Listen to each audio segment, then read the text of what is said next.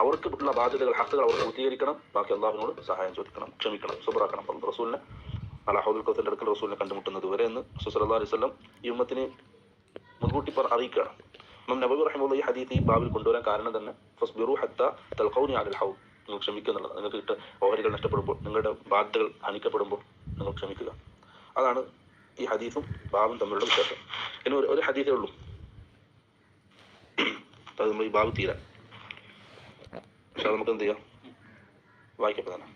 وعن أبي إبراهيم عبد الله بن أبي أوفى رضي الله عنهما أن رسول الله صلى الله عليه وسلم في بعض أيامه التي لقي فيها العدو انتظر حتى إذا مالت الشمس قام فيهم فقال يا أيها الناس لا تتمنوا لقاء العدو واسألوا الله العافية فإذا لقيتموهم فاصبروا.